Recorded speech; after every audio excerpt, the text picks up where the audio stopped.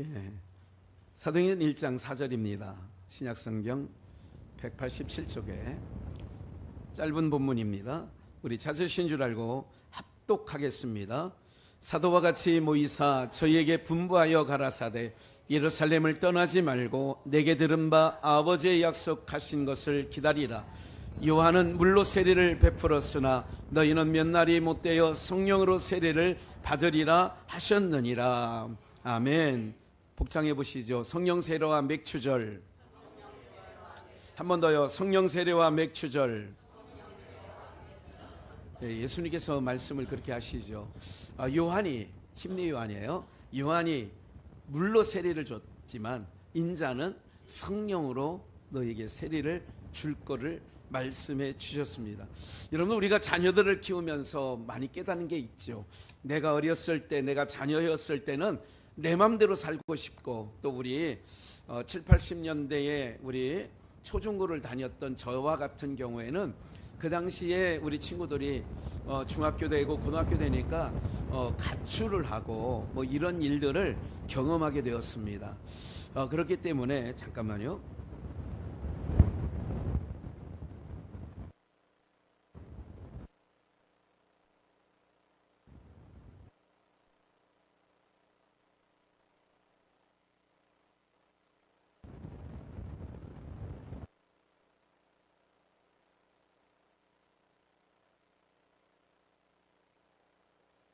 우리가 간혹 보면 자녀들도 속삭일 때가 있어요. 기계들도 이것들이 지네들이 속삭이는 것 같아요. 어쨌든 그 초중고를 다닐 때마다 그런 생각이 있어요.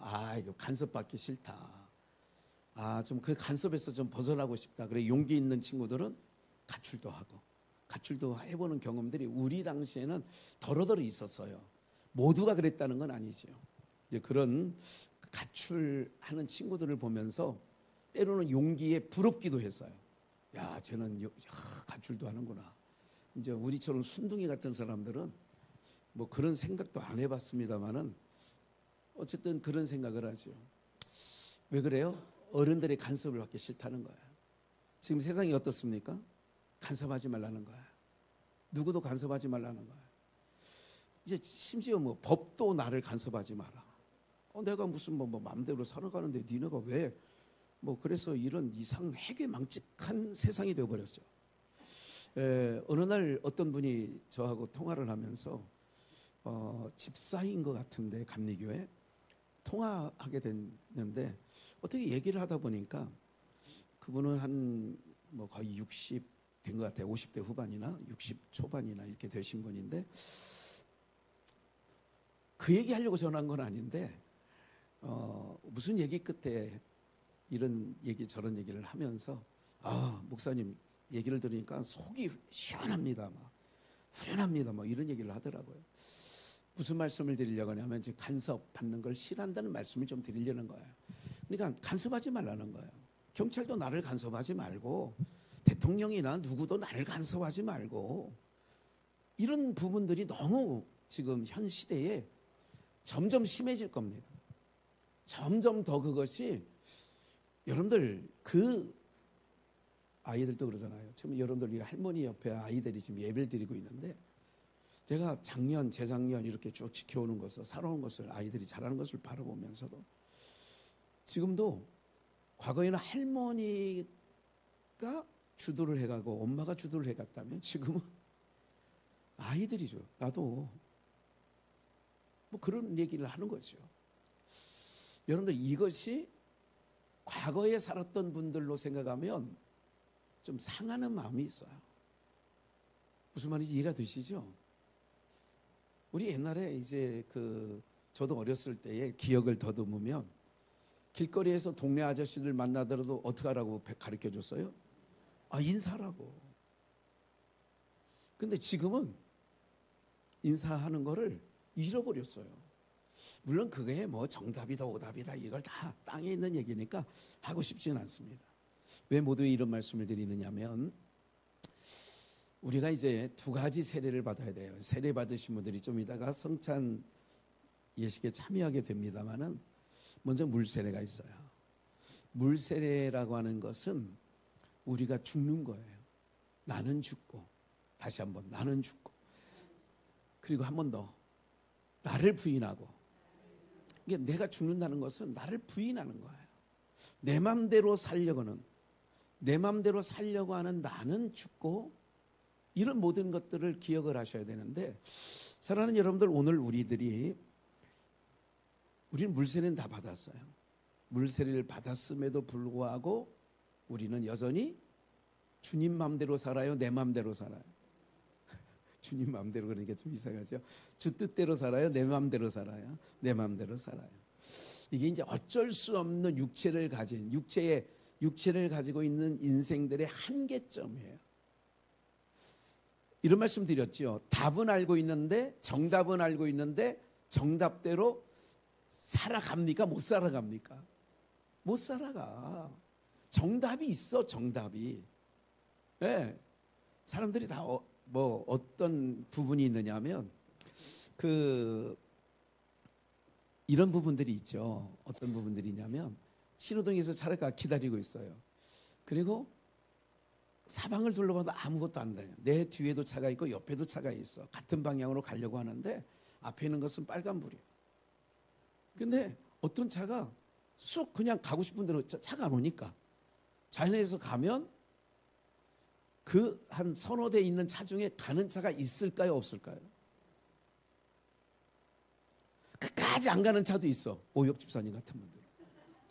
그런데 따라가면 기회다 하고 같이 줄줄이 사탕으로 따라가는 차들이 있어요. 오늘도 그런 걸 경험했어요. 그러니까 뭐냐면, 답은 알아. 빨간불이니까 안 가야 되는 답은 아는데 조금 급해. 오미옥 권사님이 기다릴 것 같아. 그래서 훅 가버리면, 이게 뭐냐면요, 정답은 아는데 이게 정답대로 그렇게 살아가려고 하는 사람이 정말 많아요. 정답대로 살아가려고 하는. 힘겹지만. 그런데 쉽지는 않단 말이죠. 오늘 이런 삶 속에, 오늘 맥주감사예요. 맥주감사의 그 절기를 통하여서, 또 우리 감사절을 통하여서 이런 생각, 기본적으로 하나님께서 우리에게 주시는 마음은 원망하고 불평하고 짜증내고 분내고 하는 마음이 아니에요. 하나님이 기본적으로 우리에게 주시는 마음은 뭐냐면 감사라는 거예요. 기뻐하라는 거예요. 이게 기본적인, 하나님이 우리를, 하나님의 형상들을 만들 때 기본적으로 주신 마음이 그 마음이에요. 근데 그 마음이 뭐 되었느냐? 마음이 상해졌어요? 오염됐어요? 그 마음이 잘못된 거지요. 그러면 그걸 기경해야 된다는 얘기를 하는 거지요. 근데 굳어진 마음이 기경되기 쉽지 않습니다. 특별히 여러분들, 여성보다 남성이 더 우리 한국 문화적, 유교적 바탕과 이런 바탕을 깔고 있는 한국 문화 속에는 남자들이 더 그것을 내려놓기가 쉽지 않습니다. 무슨 말인지 이해가 되시죠? 여러분들 100사람이 있어요. 99명이 박수치고 찬송합시다. 근데 한 사람 안 하고 있어. 근데 안 하기가 쉬울 것 같아요, 어려울 것 같아요? 예? 이게 하는 게 쉬울 것 같아요, 안 하는 게 쉬울 것 같아요? 하는 게 쉽지. 왜? 99명이 하잖아. 근데 안 해요. 이게 굳은 마음이에요. 저분은 원래 그래요. 목사님, 우리 남편 원래 그래요. 그냥 놔두세요. 그게 아니라니까. 그 마음에, 여러분들 이제 지금 이번 주 내내 비가 온다는 예보가 있고, 오늘도 비가 온다고 잠깐 그런 말이 있는데, 오늘 정말 저는 주일날은 비가 안 왔으면 좋겠다는 개인적인 소망이 있습니다. 비가 내리면 그 딱딱했던 땅이요, 다 질퍽질퍽거리게 되죠. 마음이 내가 굳어져 있다. 그래, 너희들 다 그렇게 해도 나는 안 해. 한 사람, 100명 중에 한 사람만 박수 안 쳐. 그러면 그게 옳은 것도 아닌 줄 알고 있는데 나는 그렇게 살아왔어. 그게 바로 뭐냐면 마음의 밭이 이미 굳어져 있는 거예요. 그 굳어진 마음에는 불로 갖다 대면 더 굳어집니다. 그래서 화가 났을 때 화로 다스리려면 더 안 좋아지는 상황이 되는 거죠. 그래서 어머니들한테는 항상 자녀들이 약한 마음이 뭐냐면, 아버지는 강조로 가요. 강한 거로, 강함. 근데 엄마는 뭐예요? 눈에서 훌쩍거리면서 다가와. 그러면 마음이 뭐해져요? 차분해지면서 나중에는 뭐예요? 엄마 잘못했어요. 그만 울어요. 잘못했다니까.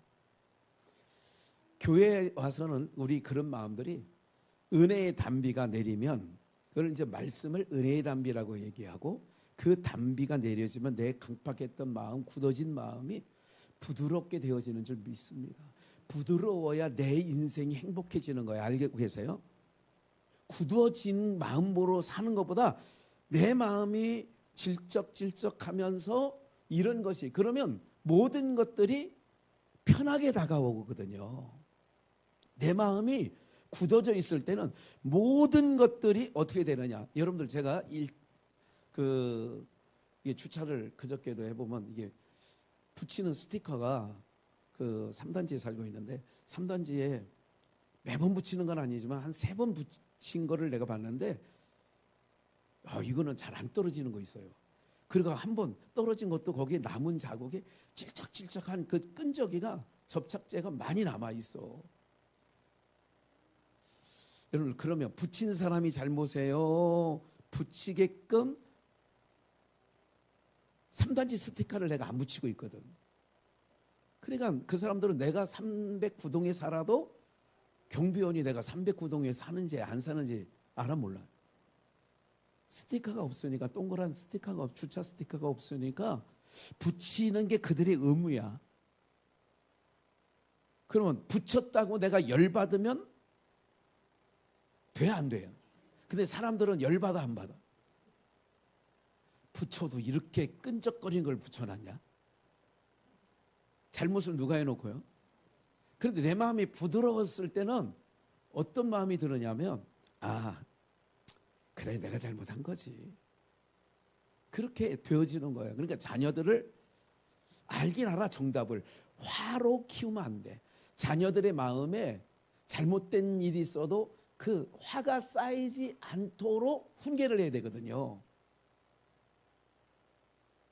요즘에 우리 사위 목사가 아이들을 키우는 걸 방법을 보면 제가 감동이 될 때가 있어.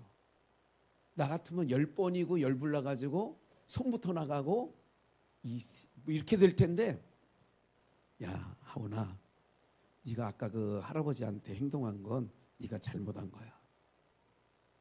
처음에는 인정 안 하려고 그래. 그렇게 방으로 잠깐 들어와. 방으로 들어가서 단둘이 얘기하더라고. 야 그게 그러면서 나올 때는 울고 들어왔던 애가 괜찮게 나오면서 할아버지 앞에 와서 뭐합니까? 잘못했습니다.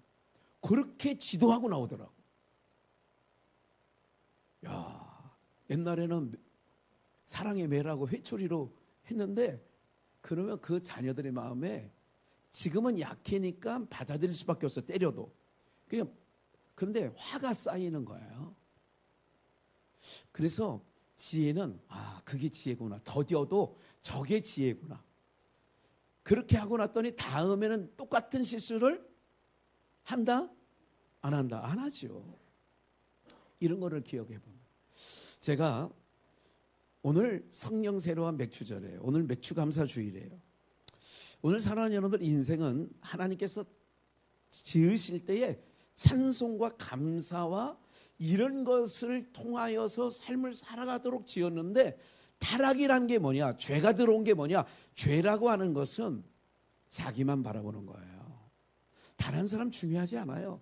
지금 점점 세상이 악해진다라고 하는 게 바로 뭐냐면 다른 사람에 대한 배려심이나 이런 부분이 많은 것 같아요? 안 많은 것 같아요?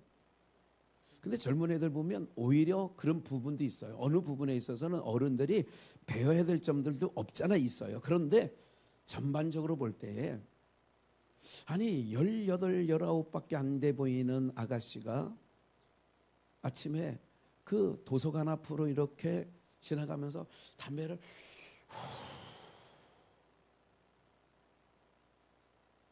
뭐 고등학생인지 20살 먹은 아가씨인지는 몰라도 그런 모습을 볼 때 한편으로 요즘 삶이 참 얼마나 어려우면 이른 아침부터 저렇게 담배를 내뿜으면서 살아야 되나, 이런 생각도 때로 보면 조금 좀 저 인생 안 됐다 하는 생각도 들긴 들지만, 그것도 내 마음이 좋을 때 그 생각이 드는 거지.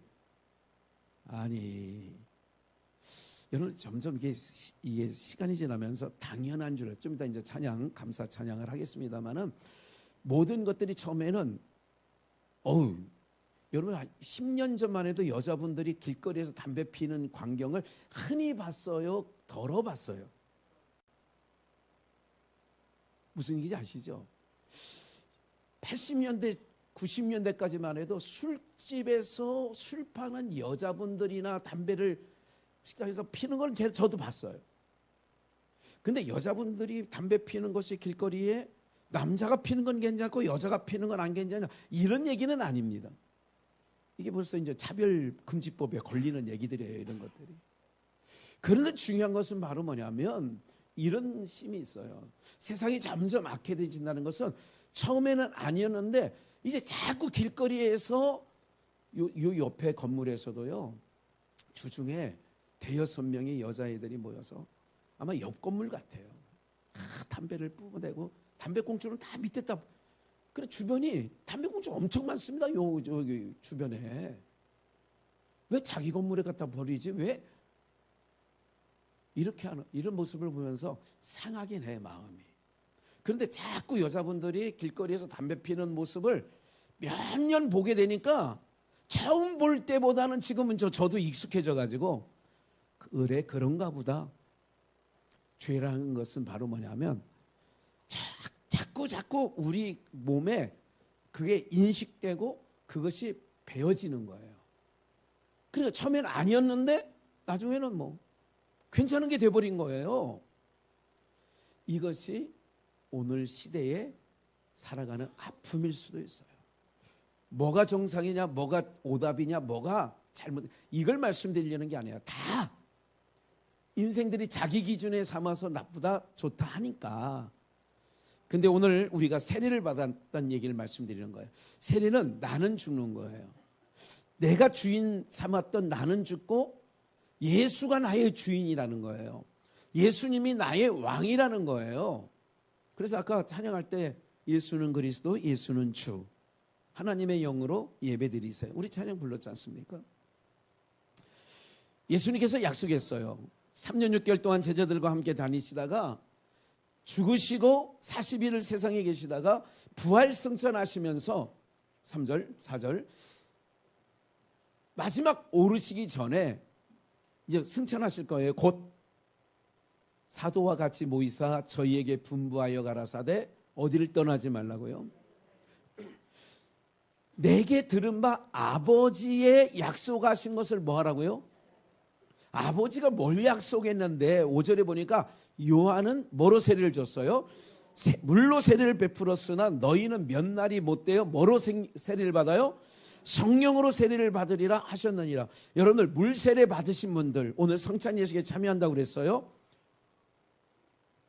그러면 오늘 확인할 게, 그럼 나는 성령 세례는 받았나? 이거를 이제 오늘 말씀을 들으면서 확인하시기를 주의 이름으로 축원합니다. 무슨 세례 받았냐고요? 성령 세례.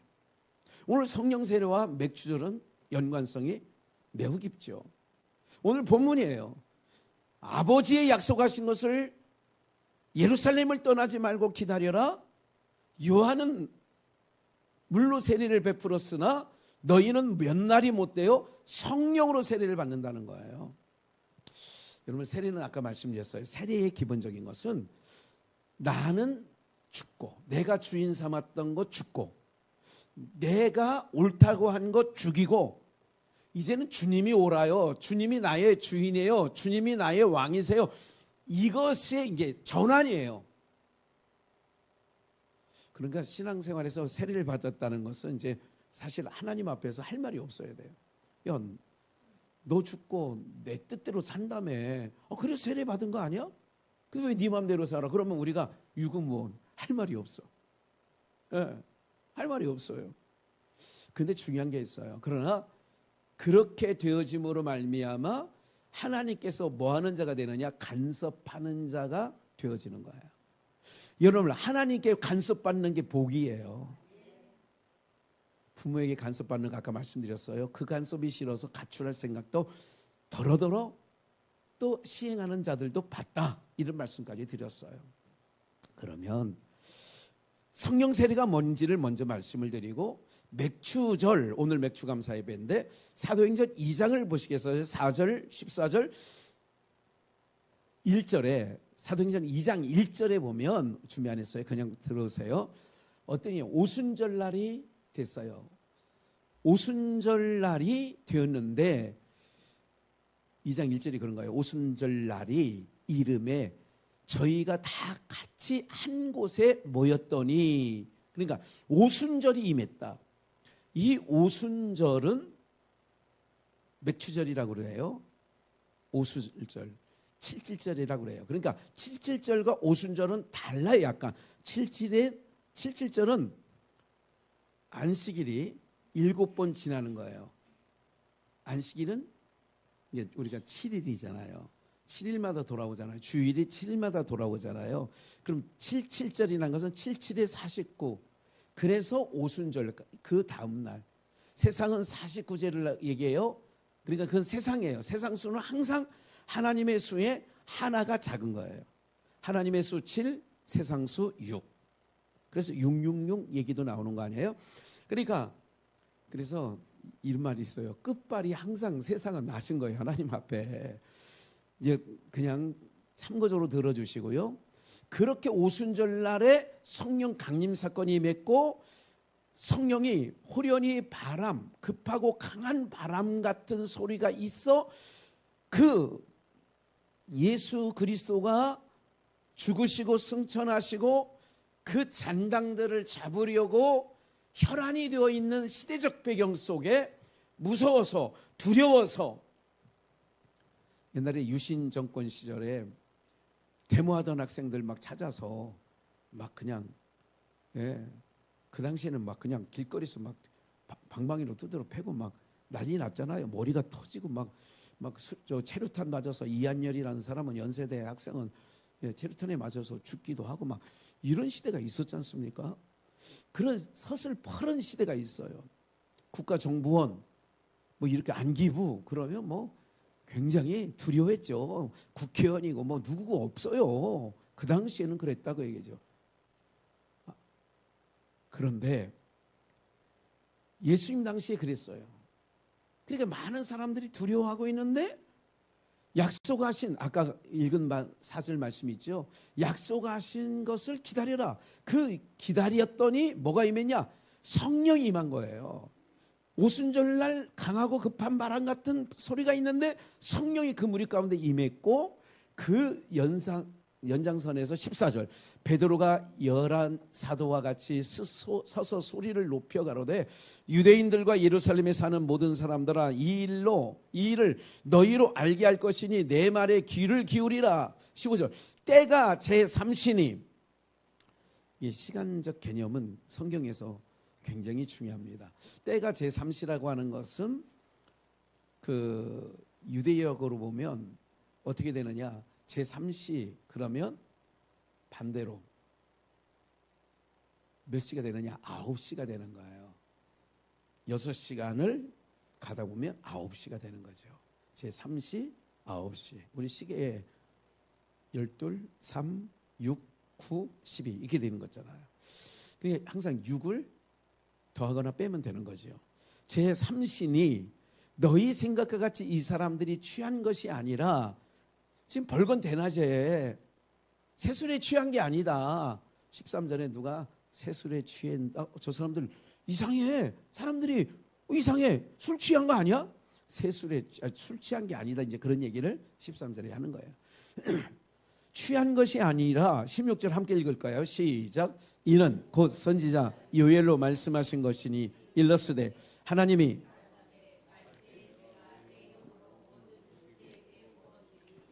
너희의 자녀들은 예언할 것이요 너희의 젊은이들은 환상을 보고 너희의 늙은이들은 꿈을 꾸리라. 예. 뭐가 임하면? 성령이 임하시면. 성령 세례를 받으면 모든 육체 가운데 하나님의 영을 부어주는데, 자녀들은 예언하고 젊은이는 환상을 보고 늙은이는 뭐를 봐요? 꿈을 꾸리라. 자녀들은 예언할 것이요 청년들은 환상을 보고 늙은이는 꿈을 꾸리라. 주의 영이 임하면, 이제 그런 찬양이 있죠. 보세요. 요엘 선지자가 예언한 게 있다. 어떤 걸 예언했느냐? 하나님이 가라사대 말세에, 그때도 말세예요. 예수님이 부활승천하신 그때도 말세라고 하는 거예요. 말세에 내가 내 영으로 모든 육체에게 뭐예요? 이거를 오늘 내자로 무슨 세례? 성령 세례. 하나님의 영을 모든 육체 가운데 부어주신대. 그러면 자녀들은 예언해. 저 아이들은 예언하고 젊은이는 환상을 보고 늙은이는 꿈을 꾼대. 그리고 17절 18절 말씀해 보니까 그때에 그렇게 영을 부어줄 때에 그때에 내가 내 영으로, 이거를 두자 성령, 내가 내 영으로 내 남종과 여종에게, 여종들에게 뭐 한다고요? 부어주시리니. 오늘 성령의 기름 부으심이 오늘 공동체 모두에게 부어지는 역사가 있기를 주의 이름으로 축원합니다. 특별히 성찬 예식에 참여할 때에 참여하는 자들의 심령 속에 부으심이 있어서 감화감동의 역사가 있기를 부족한 종은 기대하고 있습니다. 그래서 19절, 또 내가 남종과 여종에게 부어주는데 또 내가 위로 하늘에서 기사와 아래로 땅에서는 징조를 베풀리니 곧 피와 불과 연기로다. 주의 크고 영화로운 날에 이르기 전에 해가 변하여 어두워지고 달이 변하여 피가 되리라. 그런 전기, 예수님이 십자가상에 있을 때 그런 역사가 있었어요. 누구든지 주의 이름을 부르는 자는 뭐를 얻어요? 내가 내 영을 모든 남종과 여종들에게 부어주는데, 이거를 그 전에 16절 말씀에 보면 육체 가운데 17절 하나님이 가라사대 말세에 내가 영으로 성령 모든 육체에게 부어주는 거야. 그러니까 성령의 부으심이 목사에게만 있는 게 아니라 우리 모두에게 성령 부으심의 역사가 있게 될 줄 믿습니다. 이걸 그대로 요엘서 3장 8절 말씀을 요 인용한 거를 그대로 가서 한번 확인해 볼게요. 너희 자녀를 유다 자손의 손에 팔리니 그들은 다시 먼 나라 스바, 우리 지난주에 스바 남방여왕 얘기했죠. 지금은 예멘 이렇게 되어 있어요. 제가 카톡에 좀 보내드렸는데 그 건너편에 보니까 에티오피아가 있었죠. 수단, 우에가 수단이 있고, 스바 사람에게 팔리라. 나 여호와가 말하였느니라. 그 후에 내가 내 신을 만민에게 부어주리니. 봐요. 요엘서에 그대로 한 거를 사도행전 2장에서 베드로가 인용한 거예요. 내가 내 신, 이거를 두자 성령을 만민에게 부어주리니, 이걸 성령 세례다. 성령 세례를 받으면 꿈을 꾸고 환상을 보고 예언할 것이요, 그랬잖아요. 그러니까 성령의 부으심을 입으니까 전혀 다른 삶을 살게 되는 거예요. 이렇게 살고 싶은데 그렇게 안 살아져. 그건 좀 이따 말씀드리기로 하고요. 그래서 내가 내 신을 만민에게 부어주는데 너희 자녀들은 장래 이를 예언할 것이요, 그 얘기죠. 늙은이는 꿈을 꾸며 젊은이는 이상 환상을 볼 것이며 그때 내가 또 내 신 성령으로 남종과 여종에게 뭐 해줄 거예요? 부어줄 거란 말씀을 하고 있는 거죠. 좀만 더 넘어가 볼까요? 30절, 내가 이적을 하늘과 땅에 베풀리니, 이건 같은 요엘서 2장을 얘기한 3장 얘기예요. 곧 피와 불과 연기 기둥이라. 31절, 여호와의 크고 두려운 날이 이르기 전에 해가 어두워지고 달이 핏빛같이 변하려니와 누구든지 여호와의 이름을 부르는 자는 뭐를 얻어요? 이건 사도행전에 그대로 베드로가 인용을 한 거지요. 이는 나 여호와가 말한 대로 시온산과 예루살렘에 피할 자가 있을 것이며, 피할 자, 피하지 못할 자도 있는 거죠. 남은 자 중에 나 여호와의 부름을 받을 자가 있을 것입니다. 크고 두려운 날이 이르기 전에 해가 어두워지고 달이 핏빛같이 변하는 그때에 오늘 사람은 여러분들 우리가 하나님의 부르심을 받아 어떻게 되느냐? 주의 이름을 부르는 자가 되어진 줄 믿습니다. 주의 이름을 부르는 자는 뭐를 얻으리니? 구원을 얻으리니. 오늘 우리가 주님 앞에 왔어요. 물 세례 받았어요. 그럼 무슨 세례 받아야 돼요? 성령 세례 받아야죠. 성령 세례를 받으면 여러분 성령 세례는 이런 거예요. 좀만 더 설명을 할게요. 룻기서를 가서 제가 이 룻기서를 이걸 어떻게 좀 더 한 번 더 설명을 했으면 좋겠다 생각을 했던 부분이 있는데 좀 길어요. 좀 길지만 10절부터 그대 14절 밖에 안 돼요. 룻이 땅에 엎드려 절하면 이건 보아스의 그 밀 타작하는 밀 거둘 때에 이제 소년에게 가서 그랬잖아요. 그 추수를 하는 보아스의 요즘 말로 말하면 머슴 하인들에게 야 우리 먼 친척 때는 룻을 위하여 너희가 낫을 가지고 추수할 때에 더러더러 일부러 이삭을 떨어뜨려라.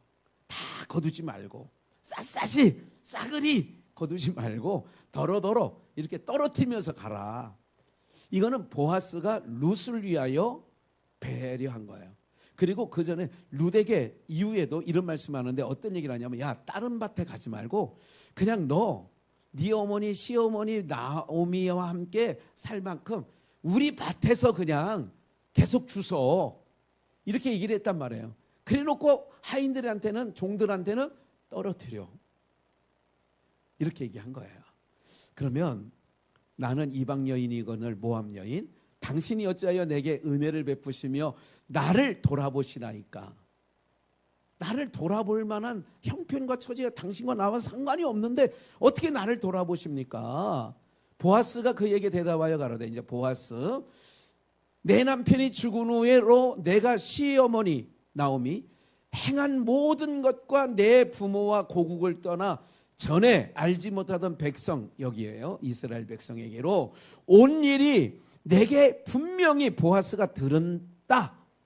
여호와께서 내 행한 일을 보응하기를 원하며 하나님께서 네가 그렇게 행동하고 그렇게 어머니 시어머니 아무 소망도 없는 나오미 시어머니를 따라온 모든 것들을 내가 들었는데 그 행한 일을 하나님께서 너에게 복 주시기를 원한다. 그 얘기예요.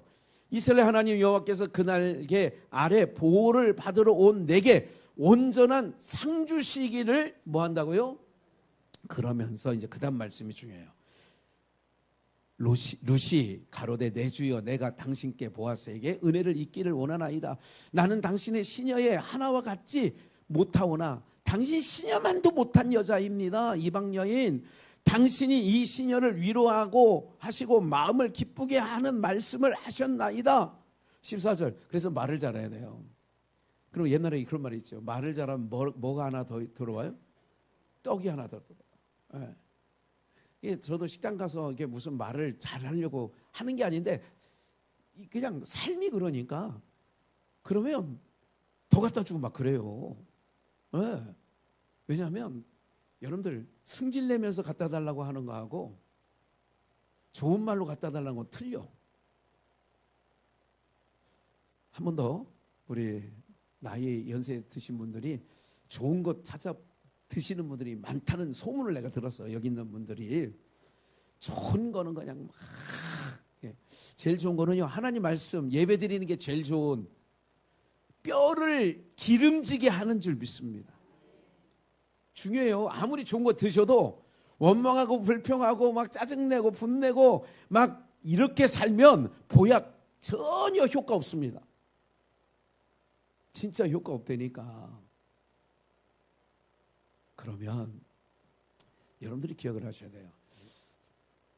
부드러운 말, 아까 그런 얘기를 했잖아요. 부드러운 말과 그래서 이런 부분, 저도 이제 우리 자녀들을 지금도 좀 많이 조심하려고 그래요. 그리고 생각도 해요. 이런 부분들에 있어서 이 여인이 보아스에게 하는 모든 말들이 보아스가 들을 때 너무 좋은 거야. 아니 세상에 이런 여자가 다 있냐고. 이런 부분들이 있는데 이제 보세요. 마음을 당신 이 시녀를 나를 위로하고 기쁘게 하는 말을 하셨습니다. 너무 감사합니다. 그런 거야. 14절 식사할 때에 보아스가 룻에게 이르되 이리로 와서 뭐를 먹으라? 떡을 먹으며 내 떡 조각을 초에 찍으라. 룻이 곡식 베는 자 곁에 앉으니 이제 보아스가 일로 식사할 때 일로 와서 떡을 먹고 그 떡을 초에 찍어 먹어라. 룻이 곡식 베는 자 곁에 앉았는데 그가 무슨 곡식이에요? 볶은 곡식을 주매 룻이 뭐이 먹어요? 오늘 여러분 지금 오늘 어쩌다가 교회에 오시는 분들은 오늘 목사가 무슨 말 하는지 난 도대체 모르겠다 이런 그런 본문일 수 있어요. 지금이 볶은 음식이 뭐고 무슨 이게 도대체 뭔 얘기하는지 빨리 예배나 끝났으면 좋겠다. 도대체 앉아 있어도 들려지는 거 하나도 없다. 차 타고 가다가 옆에 부인한테 쿡 찌르면서 아니 너희 교회 목사님 왜 이렇게 말이 많냐? 하나도 알아듣지 못하는 거 왜 이렇게 오래 하냐? 네. 볶은 곡식이 바로 뭐냐면 오늘 여러분들이 지금 예배 시간에 내가 어떤 분들에게 저는 그런 얘기를 많이 들어요. 무슨 얘기를 듣냐면 목사님 저는 성경을 아무리 읽어도 오늘 설교처럼 그렇게 안 읽어지던데 아니 그렇게 보여지지 않던데 이게 왜 그러느냐? 지금은 주의 영이 우리에게 임하시면 오늘 우리에게 그냥 음식이 아니라 볶은 곡식으로 룻이 배불리 먹었다는 것처럼 예배 가운데 나올 때에 내가 성경 말씀을 들을 때에 설교를 들을 때에 이것이 영적으로 볶은 곡식이 되어지는 줄 믿습니다. 이게 볶은 곡식이에요. 그럼 어떻게 되느냐? 성령 세례를 받아야 된다고 그랬잖아요. 어느 날 오순절, 어느 날 맥추절에 그 추수할 때에 보아스가 룻에게 우리 밭에 와서 이삭을 주서라. 그리고 어느 날 식사할 때에 그 룻을 초대해서 이리 와서 떡을 먹고 여기 떡을 초에 찍어서 먹어라. 그리고 그에게 뭐냐? 볶은 곡식을 줬어요. 성경에서 볶은 곡식 이거는 요한복음 21장의 숯불에 구운 음식. 제가 가끔 가끔이 아니라 자주 예배를 시작할 때 기도할 때가 있어요. 성령의 볶은 음식, 날 음식이 아닌 구운 음식에 오늘 충만케 해달라고. 그게 성령의 감화감동이 일어나야 되거든요. 주의 영이 임하면 성령이여. 우리 가운데 성령의 부으심이 되면 어떤 역사가 일어나냐면 예언하고 꿈을 꾸고 이상을 본다. 그러면 이 볶은 음식을 먹은 이 룻은 어떻게 되느냐? 소망을 땅에서 하늘로 소망을 갖게 되어지는 줄 믿습니다. 보세요. 요한복음 5장을 얼른 한번 찾아볼게요. 그 후에 유대인의 명절이 있어.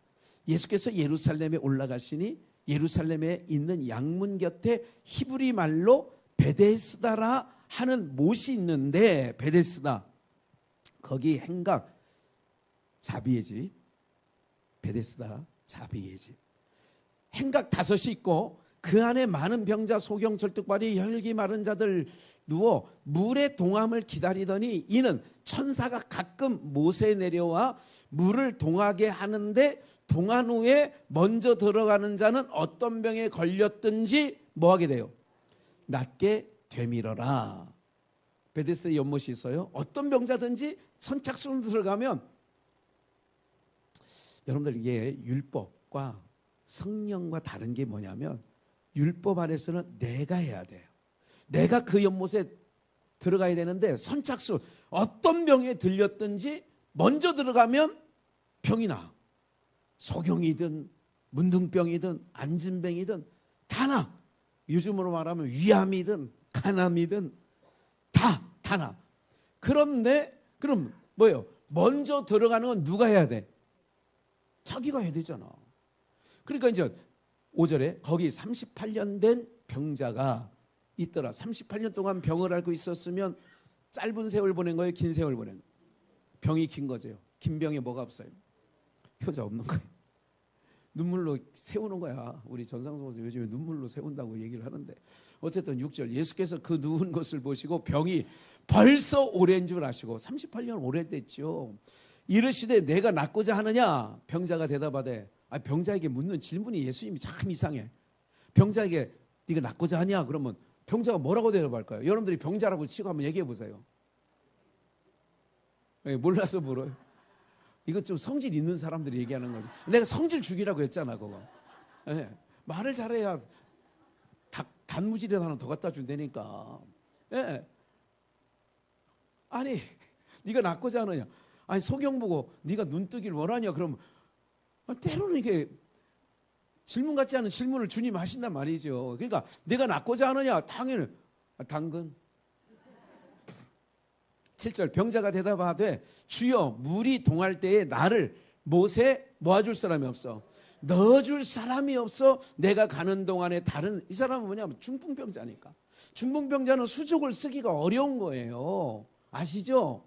그러니까 소경이라도 다리가 성한 사람은 먼저 뛰어들어갈 수 있지.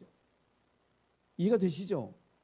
그러니까 내가 먼저 물이 동할 때 먼저 들어가야 되는데 나를 못에 넣어줄 자가 없다. 이거 나를 못에 넣어줄 자가 없다. 기억을 하셔야 돼요. 이게 순간 오늘 지금 읽으면서 툭, 율법은요 안 돼. 율법에서는 나를 사망에서, 죄 가운데서 나를 건져낼 자가 없어요. 그래서 넣어줄 자가 있어야 되는 것처럼 빼내줄 자라도 있는 거예요. 할렐루야. 이거는 지금 머리에 없던 얘기를 하는 거예요.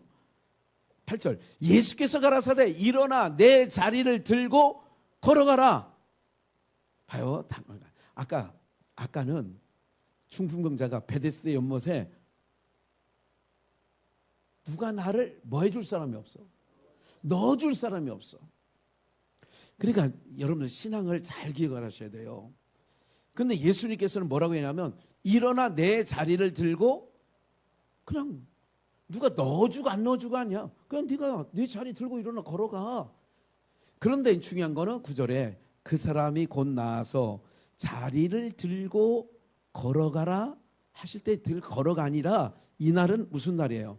안식일인 거예요. 좀만 더 봅시다. 10절, 유대인들이 이 병 나은 사람에게 안식일인데 내가 자리를 들고 가는 것이 뭐하지 않다? 그러니까요, 법 아래 있는 사람들은요, 지금 이 사람이 38년 동안 중풍병으로 누워 있어. 이 사람이 38년 동안 중풍병 된 자가 나은 것이 중요해요? 그날이 안식일인 게 중요해요? 근데 법에 묶여 있는 사람은 그 사람이 낫고 안 낫고 한 게 중요한 게 아니라 뭐가 중요해? 법, 안식일이 중요해. 사랑하는 여러분들, 우리가요, 그래서 이제 그 정권이 바뀔 때마다 그러잖아요. 적군이 앞에 나타났는데 어떤 정권은 국방부 장관까지 보고를 해야 돼. 근데 여기 우리 앞에 지금 적군이 총 들고 왔어요. 중대장한테 보고했어. 중대장은 대대장한테 대대장님 총이 왔대요. 이러다 보니까 어떻게 됐어? 그 초소에 있는 놈 죽어버렸어. 그러니까 이제 정권이 바뀌었어. 야, 선 조치를 하고 후 보고해라. 아니 당장 적군이 왔으면 쏴버려. 그리고 그 얘기를 얘기해. 그러니까 사람들이요, 사람들이 이게 옳다 저게 옳다 할 것도 없어. 소견에 오른 대로 한다고 지난 금요일 날 말씀을 좀 드린 바가 있습니다. 사랑하는 여러분들, 법에 놓여 있는 사람 그거예요. 시어머니가 법에 놓여 있으면 며느리가 참 힘듭니다. 숨쉬기가 어려워요. 뭐에?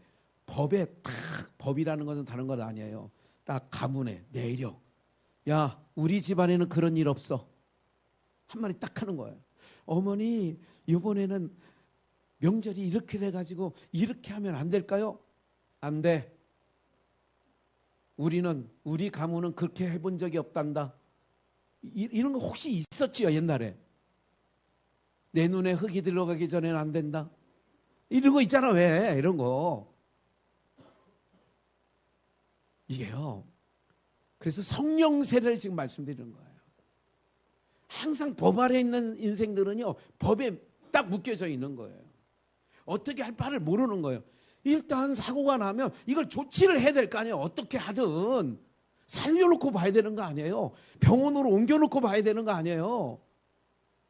근데 거기서 소방대원이 출동해가지고 안전수칙 규정대로 우리는 합니다. 한층 급해서 빨리 처리 좀 했어요. 안 됩니다. 다. 이거면 안 되는 거잖아요. 답답하잖아. 사랑하는 여러분들, 성령 세례를 받으면 아까 얘기했잖아요. 꿈을 꾸고 환상을 보고 이상을 본다고. 우리한테 역사되어지는 게 있어요. 다시 물 세례는 나는 죽는 거예요. 그리고 주인이 바뀌는 거예요. 내가 주인이었는데 예수가 주인이 되는 거예요. 이게 물 세례예요. 성령 세례는 어떤 의미를 갖고 있느냐면 내 안에 봐요. 내 마음도 내 마음대로 돼 안 돼요? 이게 소리가 작아요. 다시 내 마음도 내 마음대로 돼요 안 돼요? 안 된다는 걸 살아가면서 더 많이 느낀다니까. 당신 왜 이랬어요? 무서운 부인님이 그런 얘기를 하면 글쎄 나도 내 마음대로 잘 안 되더라니까. 아이고 미안해. 사랑하는 여러분, 그걸 내 마음대로 내 마음인데 내 마음대로 안 되는 것을 그 하나님의 기쁘심대로 끌고 가는 게 성령 세례, 성령의 역사인 줄 믿습니다. 그러니까 누가 나에게 넣어주는 자가 없어. 그런데 주님은 뭐래? 내 자리를 네가 들고 걸어가. 그랬더니 걸어가. 그날이 안식일이야. 11절 대답하되 나를 낫게 한 그가 자리를 들고 가. 너 왜 안식일 날 자리 들고 가? 38년 동안 어디 한 곳에 여러분 노숙자들이 38년간 다리 밑에 있었으면 진보다리가 작다 많다. 지게로 몇쯤 될걸. 38년 동안 다리 밑에 있었으면 가끔 어느 다리 밑에 이렇게 지나가다 보면 거기에 사람 산 흔적이 있더라니까. 여기 당장 양주시청 가는 준회장로교회에서 지나서 쭉 그 다리 밑에도 그게 있더라니까. 피트병도 한 30개 있어. 그리고 무슨 벽에 같은 것도 있고 있어. 그럼 누가 거기서 있었다는 거 아니에요. 보따리도 이렇게 혼자 양손으로 들고 가기 어려울 보따리들이 있다니까. 이 38년 된 병자가 그 보따리를 들고 간 거예요. 그러니까 안식일이야 그날이. 바로 안식일인데 옳지 않대. 이게 법이야. 저희가 묻되 너더러 자리를 들고 걸어가. 그럼 네가 글쎄 누가 나보고 자리를 들고 걸어가라고 해서 나는 그렇게 한 거예요. 그럼 너더러 자리를 들고 걸어가라는 사람이 누구냐? 고침을 받은 사람이 그가 누구인지는 알지 못하는데 이는 거기 사람의 말음으로 예수께서 이미 뭐 했어? 이 세상은요 예수님까지도 옳다고 하지 않습니다. 주님이 지금 이 시대에 오셨으면 주님이 하신 말씀에 이 세상은 옳다고 하지 않는다니까. 그러니까 세상이 옳은 거 아니라는 거 기억하셔야 돼요. 세상이 옳은 게 아니에요. 주님이 오르신 거예요. 그래서 우리는 주님이 오르심대로 가는 게 우리의 삶의 오름이지 내 방식이 옳다고 해서 가는 게 아니에요. 모든 사람이 그렇게 살아가요. 요즘 시대 다 그렇게 살아가요. 그게 오름이 아니라니까. 망할 세상에는 망할 징조가 오는 거예요. 세상 곧 철거됩니다.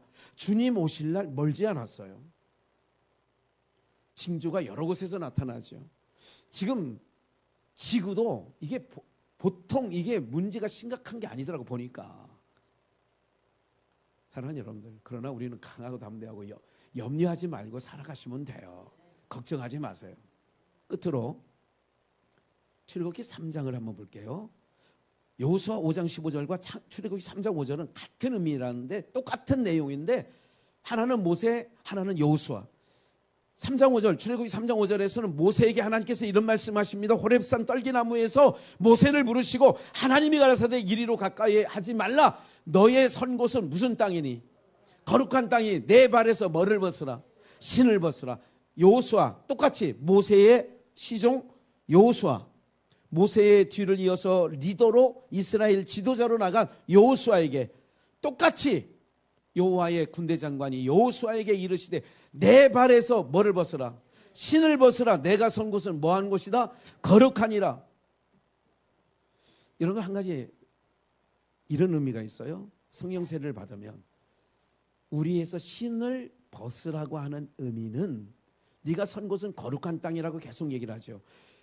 하나님, 거룩하신 하나님께서 성령 세례, 성령을 부어주신다는 얘기는 어떤 의미를 갖고 있냐면 이제는 네가 신을 신고, 아까 그랬잖아, 나를 베데스다 연못에 넣어주는 자가 없어. 내가 가기에는 이미 다른 건강한 사람들이 더 먼저 들어가서 내 차례가 안 와서 38년이 지난 거예요. 그러면 여호수아 장군, 여호수아에게 군대 장관이, 하나님의 군대 장관이 내 신에서 신을 벗으란 의미는 성령 세례를 받으면 같은 연장선상에서 주님이 나를 업고 가는 거야. 주님이 나를 뭐 하고 간다고요? 사람이 할 수 없는 그것을 하나님은 하시나니. 할렐루야. 부자가 천국 가기가 약대가 바늘귀에 들어가는 것보다 어렵다. 아, 그러면 누가 천국에 갈 수 있습니까? 라고 할 때에 사람으로서는 할 수 없으되 하나님으로는 할 수 있다. 할렐루야. 어떻게 가능하냐? 하나님께서 우리를 띠띠고 우리를 들쳐고 가는 거예요. 그러면 되는 거지. 갈 수 있는 거 하는 거예요. 그래서 요한복음 21장 18절 그냥 네가 나를 사랑하냐 3번 물으신 후에 18절이 그거야.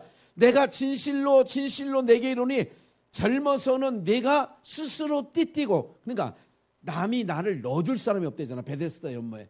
젊어서는 네가 원하는 대로 다녔지만 늙어서는 내 팔을 벌리리니 남이 내게 못 띄우고 띠띠우고 원치 아니한 곳으로 너를 뭐 한다고요? 봐요. 남이 너를 띠띠우고 원치 않은 곳으로 갈 때는 질질 끌려가는 거예요? 업혀가는 거예요? 아까 얘기했잖아요. 신발 벗으라는 얘기는 네가 걸어가라는 거예요? 내가 업어서 너를 건너가겠다, 함께 하겠다는 거예요? 함께 하겠다는 거지. 좀 이해 좀, 말씀 들을 때 밥 먹을 시간도 아직 안 됐어요. 젊어서는 네 맘대로 했어. 왜 성령 세례, 그 오순절, 맥추절, 맥추 때에 볶은 음식 이것을 먹으면 이제는 남이 내게 띠띠우고 원치 않은 곳으로 너를 데려갈 건데, 그렇다고 개 끌려가듯이 개 끌어봤어요. 제가 개가 가기 싫은 걸 이렇게 하는 걸 봐요. 그러니까 내 발이 이렇게 버티니까 사람이 힘이 셀 때는 뚝 하니까 버틴 대로 끌려가더라고. 모르셔요? 해보셨어요? 옛날 70년대에 그 개들은 똥개들 키울 때 그렇게 하더라고. 이것들이 알아. 목맬 줄. 그러니까 안 가. 탁 버티고. 사랑하는 여러분들, 그렇게 가는 게 아니라 원치 않은 걸 가는데 성령이 나를 여기에 숯불에 구운 음식, 볶은 음식을 주니까 감화감동을 하니까 원치 아니한 곳인데 어떻게 가느냐? 참고로 여러분들 그 사도행전에서 내가 바울 사도가 에베소 교회 성도들에게 이렇게 얘기합니다. 내가 이번에 예루살렘에 올라가면 다시 여러분들을 못 볼 거예요. 띠 하나를 이렇게 보여주면서 누가 나를 띠를 떼어서 나를 끌고 갈 건데 거기서는 내가 죽을 것도 내가 각오하고 이번에 예루살렘에 올라가는 겁니다. 에베소 교회 장로들과 에베소 교회 성도들이 아이고 바울 선생님 그러면 안 되지요. 죽는 줄 알면서 왜 올라갑니까? 잘 들어오세요. 성령 세례를 받으면 원치 않는 곳까지 끌려가는 게 아니라 남이 너를 띠띠우고 신발을 벗어나 내가 업어서 가겠다 하는 것처럼, 사랑하는 여러분들, 주님이 함께 하시는 줄 믿습니다. 자원하는 마음을 주시는 줄도 믿습니다. 선교사들이 가고 싶은 곳, 인간의 생각으로는 가고 싶지 않아요. 여기서 이제 1년간 안식년을 하고 김학원 선교사 내외가, 김학원 선교사도 그 몸이 홀쭉해졌어요. 옛날 그 3년 사는 동안에 캄보디아. 왜? 그냥 땀을 흘리니까. 거기는 그냥 가만히 있어도 땀이 나는 곳이에요. 40도가 넘는 데니까. 그러니까 몸이 쫙 이렇게, 이게 보니까 아, 이거 얼굴도 형보다도 주름이 더 많고, 어디 가면 저보고 제가 동생인 줄 알 거야. 근데 머리가 희끗희끗해가지고, 그건 아니지만, 사랑하는 여러분들, 모든 선교사한테 물어보세요. 선교지에 가는 게 좋습니까? 뭐라고 대답할까요? 좋아요. 그렇게 하지. 왜? 원치 않는 곳인데도 어떻게 감당하냐? 성령 세례를 받으면, 내 심령에 감화 감동이 있으면 원치 않는 곳인데도 기쁨으로 가게 되는 줄 믿습니다. 찬송하며 가는 줄도 믿습니다. 그래서 주의 일은 그렇게 감당하는 거예요. 주의 일 하면서 나 지겨워 못하겠어, 그러면 아까 물세례만 받은 거야. 나는 아직 안 죽었어. 근데 성령 세례를 받으면, 권사님 어떻게 그런 일을 다 해? 아니요, 내가 하는 게 아니라요, 내 안에 계신 이가 나를 끌고 가는 거예요. 나는 순종할 뿐이에요. 사랑하는 여러분, 오늘 맥주감사주일입니다. 오늘 성령 세례의 역사가 우리 모두 가운데 있기를 주의 이름으로 축원합니다. 여러분들, 나는 그런 줄 알았으면 나 성령 세례 안 받을 거야. 아니, 원치 않은 곳까지 나는 가기 싫어. 아니, 원치 않은 곳 가는데도 기쁨으로 간다니까, 찬송하며 간다니까, 즐거워하며 가는 거예요. 이게 신앙생활인 거예요. 십자가의 길을 가는데 기쁨으로 간다니까요. 여러분들, 초대교회에 바로와 네로가, 아니 그 네로 황제나 이런 시저, 이런 사람들이 그 믿는 사람들을 사자바비 되게 하고 화형 불태워 죽이고 하는데도 그들의 얼굴이 천사 얼굴처럼 되니까, 그거를 명령한 이 로마의 황제들이요, 화병에 걸려 다 죽었어요. 아니, 저렇게 죽어가면서도 얼굴이 저렇게 환하게 죽는 사람, 야, 이게 저건 뭐냐? 저들의 정체는 뭐냐 도대체? 저거 이게 열불 나는 거예요. 예. 여러분들 애를 때려보면서, 옛날에 때리면서, 그럼 애가 실직실직 웃으면서 이러면 화가 더 나요, 안 나요? 잘못했어요, 이래야 되는데 안 아프다. 그럼 더 맞는 거 아니에요? 그렇잖아. 그런데 순교당할 때 많은 사람이 채찍이 때리잖아요.